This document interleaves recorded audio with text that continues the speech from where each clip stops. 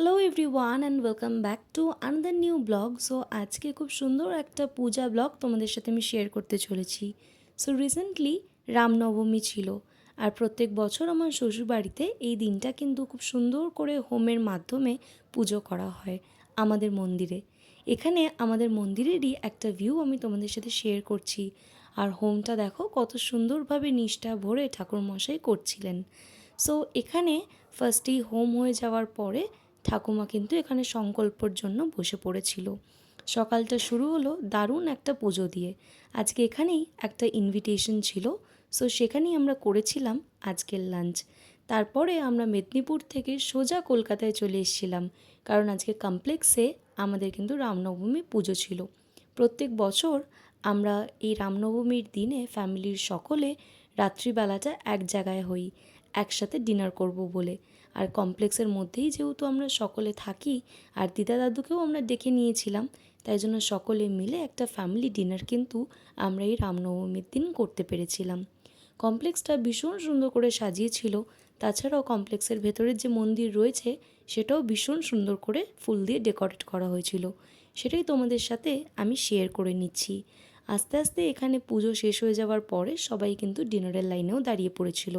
Mainly কমপ্লেক্সে আমাদের বুফের অ্যারেঞ্জমেন্টই থাকে।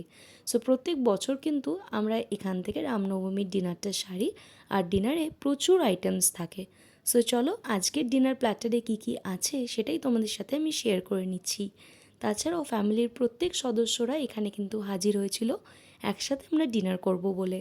সকাল থেকেই প্রায় সকলেই কিন্তু স্কুল, কলেজ বা কাজের জায়গায় ব্যস্ত ছিল, কিন্তু এই যে সকল ব্যস্ততা কাটিয়ে উঠে রাত্রিবেলা সবাই এক জায়গায় হতে পেরে ভীষণ আনন্দ লাগছিল। বিয়ের পর এটা কিন্তু আমাদের first time Ramnavami celebration.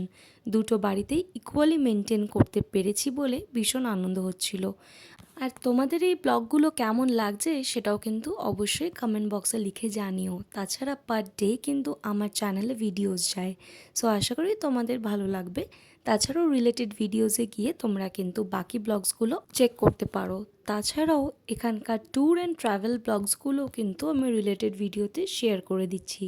So চলো, এখানে কিন্তু ক্যামেরার মধ্যে আমি সকলকে ক্যাপচার করে নিয়েছি, আর সেই দিনেরই কিছু স্ন্যাপশটস আমি ভিডিওর শেষে কিন্তু অ্যাটাচ করে দেবো। সো এখানে ভীষণ সুন্দরভাবে ডিনারটা আমরা কমপ্লিট করলাম ফাঁকায় ফাঁকায়। সো একটুখানি পোজ দিয়ে ছবি তুলে নিই, আর তারপরে চলো ডিনারটা সেরে বাড়ি ফিরবো। So do like, share, comment and subscribe for more such videos. ভিডিওর শেষে ফটোসগুলো কেমন লাগলো সেটা অবশ্যই জানিও। Stay tuned for the upcoming blogs. Tata.